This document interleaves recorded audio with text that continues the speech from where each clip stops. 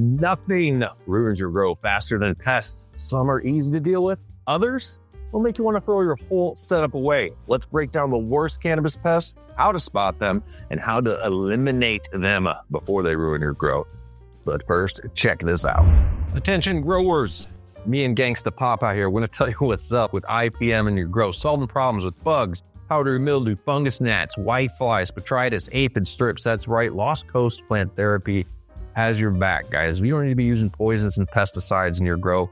Go to lostcoastplanttherapy.com and coupon code DUDE will hook you up with 20% off. And don't forget, you can go over there and just get their 2-ounce free sample to get you going. That's lostcoastplanttherapy.com. It's a mouthful, Lost Coast. Coupon code DUDE will hook you up. DGC approved, great IPM product.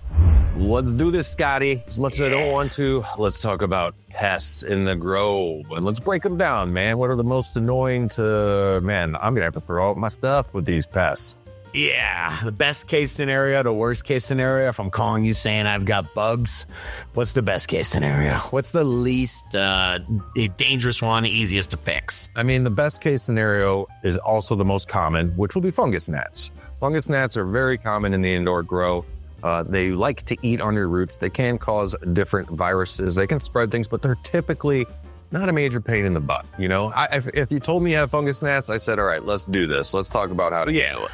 Yeah, we can easily combat fungus gnats, definitely. Thrips and spider mites.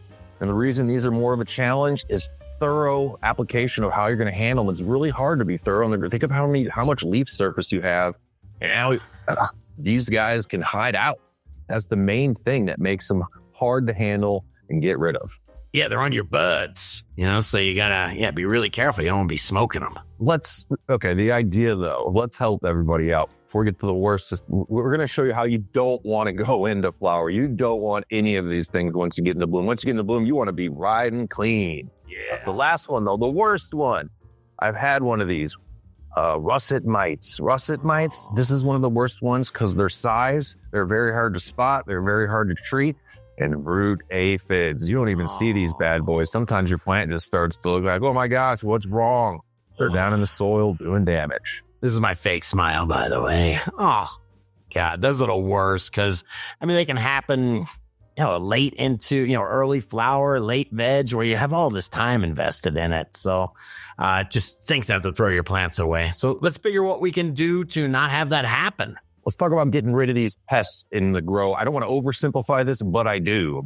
We want you to go into bloom clean. As I said before, we don't want to be using spray products and while you have flowers developing, but in the veg state, we have a lot of options between sprays and predators and beneficial. When I say predators, it's beneficial insects. Yeah, insects that are meat eaters. They eat other bugs. They don't eat plant material.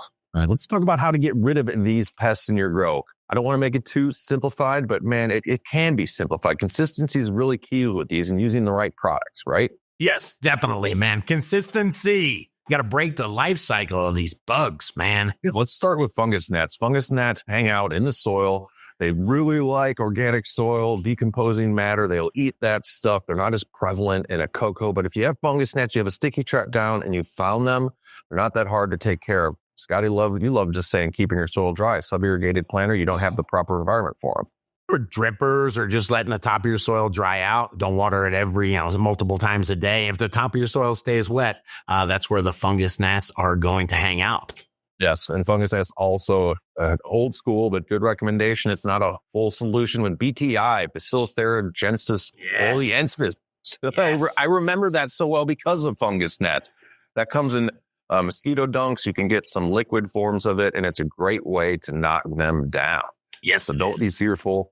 You can get rid of those bad boys, but do be fearful of spider mites and thrips. These guys can go all over in your garden. They lay eggs like crazy.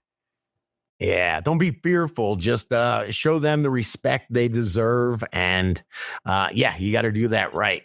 It definitely takes a little bit of discipline to get rid of thrips or spider mites. Breaking the life cycle. Spider mites can lay in a female spider mite like 100 eggs in its life cycle. Hey, dude, sorry to interrupt, but when it comes to the spider mites and the bugs in general, temperature has a ton to do with it. It's exponential. The amount of bugs at 90 degrees or high 80s that will multiply compared to like in the mid 70s where we should be growing, it just absolutely speeds up the life cycle like crazy. And tip, yeah, if you have the environmental control to cool down while battling the bug infestation while you're spraying, it will help. I want to talk about the 3-day rule for me, man. The consistency is key. I keep saying it. If you're using a product, a spray product, I don't care where it is. I reckon Lost Coast Plant Therapy is a great one that handles all these pests, kills eggs as well. But every 3 days, these bugs are going to keep their eggs. They're going to reproduce. You're not going to get every single one. It's also a great time to defoliate if you can, so you can get your spray on every bit of the leaf surface. Yep. If you do that every 3 days for at least 2 weeks, then you're going to have really good control. Do you know that you've gotten all of them? It's almost impossible. You can't scope every part of your plant. But this is where predatory bugs come in to do the follow-up and get you into the safe zone, right? Yeah, I mean, spraying every 3 days that's if you're at really high temperatures. That's about the worst case scenario that bugs can multiply at. But yeah, you're right, man. Defoliating a little bit. And then I always try to figure out where they came from in the first place. My thrips came in on plants. I knew I had them. Sometimes what I do for a living, I like to try and take the challenge and understand how products work. When I say spray every 3 days, keep in mind, there are plenty of products out there. Neem oil is one. I mentioned Lost Coast Plant Therapy. Your plant's not going to hate on this. You're not damaging your plant at that time. It's, if you're using a nasty pesticide or something, sure, you might have some side effects, but this is not going to be a problem for your plant. It's going to be a problem for your pest. And then after the fact, like you're saying, Scotty, predatory bugs, if you don't get everything, they're going to come in there and do the work for you. You want to be on top of this. I have to reiterate, well before you go into bloom. Once you're 2 weeks in the flower, all your options change quite a bit for how your plan of attack goes for insects in the grow. Yeah, but beneficial predators just still hang out. I've seen them close-ups of them. They're walking around trichomes and stuff. They're they're pretty amazing. And like I said, these are meat-eating bugs that go after the bugs that are hanging out on your plant material. So really cool stuff. Let's talk about preventing bugs from coming back. How'd they get there in the first place? Why are they there? You don't want them back, man. I've had growers do everything from run. They have had problems that came back so much they'd get the double-sided like rollout where a bug, if it crawls over it, it gets stuck to it. They put that on the stem. I've heard that it's actually an old tip root aphids like to, after they mature, they climb out of the soil and put Vaseline around the stem of the plant to get them catch up. But you want to do measures to keep things from coming back.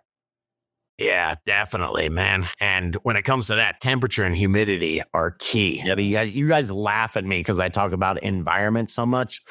What do we just say, man? It's exponential growth between 70-something degrees and high 80s as far as the bugs, multiplying and their life cycle. So, and it's a huge deal. So before you think you're going to get anything else, before you don't think you're just going to spray and that's going to be it. You got to get your environmental factors under control as well. 100%.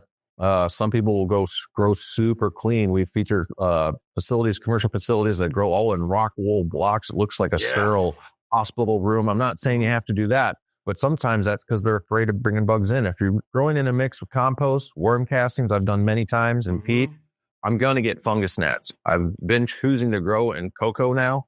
Cocoa just is a cleaner medium.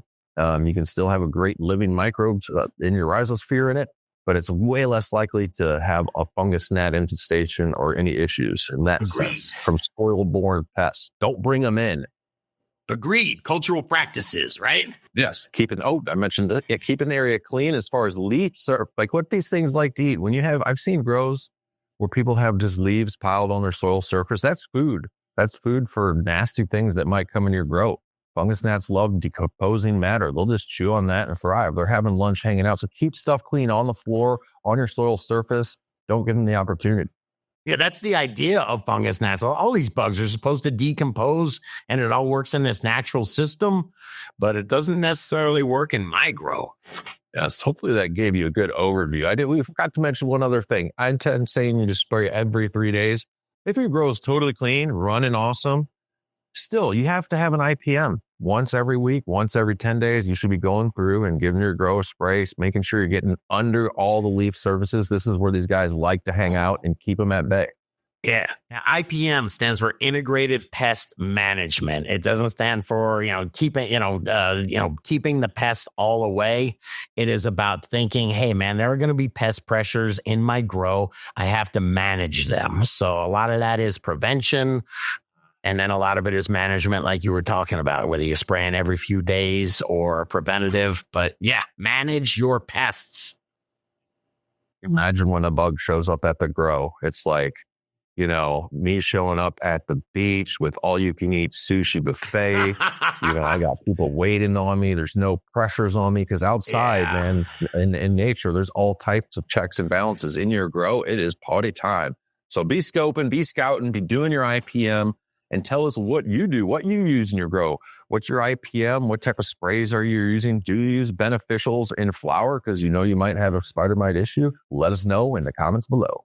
All right. And if you like this video, hit the like button, smash the subscribe button, share this video with another grower and check out the other couple videos YouTube is recommending. I think you'll dig them.